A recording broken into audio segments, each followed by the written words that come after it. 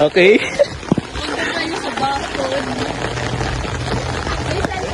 Ang taas.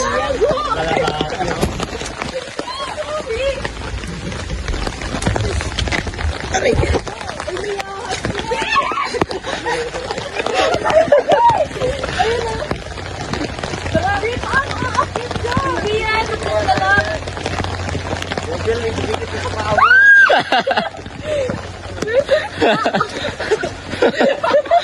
May kakagat na. Uy, bilis. Gumagalaw na. Oh.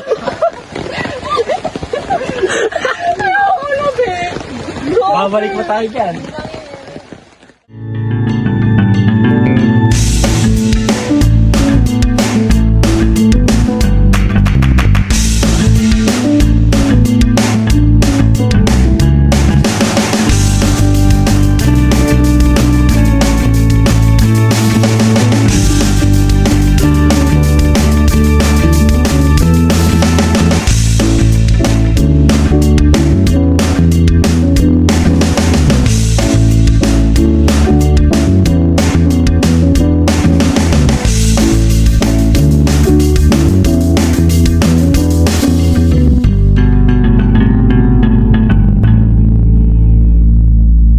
Ladies first? Ay, ito! Ay, gagon! Okay. Tingnan mo na kung ko.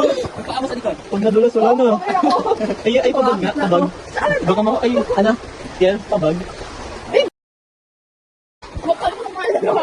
Sige, kaayog ko to sa dulo. Gigi, ubaw lang nga. Di ba kami mga alparatan na yung mga... Yan yung cellphone ko. Uy, gaw, ingat kayo guys. Di ako nagbibiro. Uy, wait! Uy, baka wala rin yan. Uy, gago pa tawag ako. Kumawak kayo ah. Huwag kayong magulo.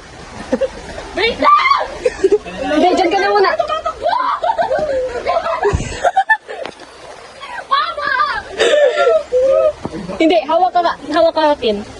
Hindi rin kita maaalalayan dito. Basta yung cellphone ko, bago kayo. Pagkakasi sandals mo! Uy, Hindi ko napansin yun. Okay.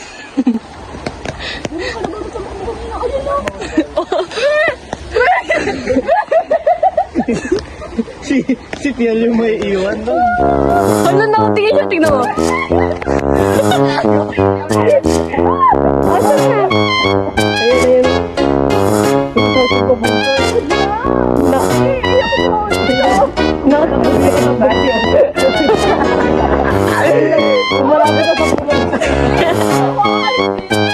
Hindi, nakatali.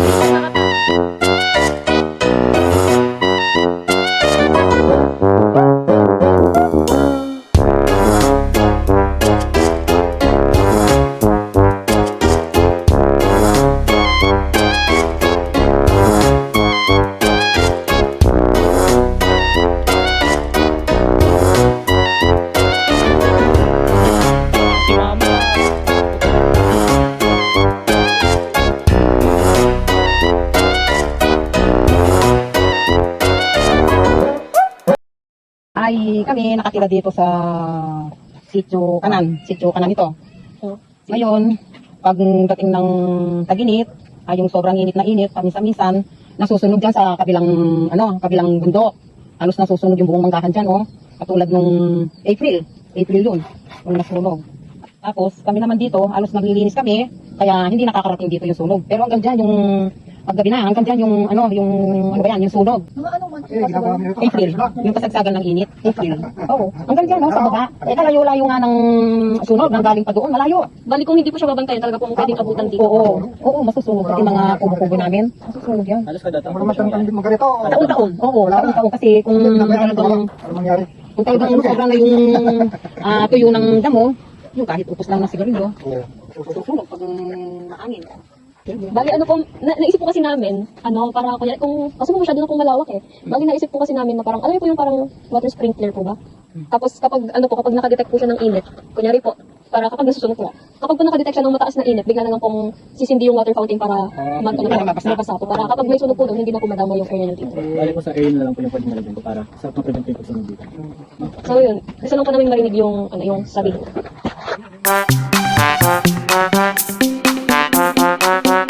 Tinulungan po kami ng in-interview namin actually. Eto sila. Si Kenshin. Yan. So yeah, yun, bye.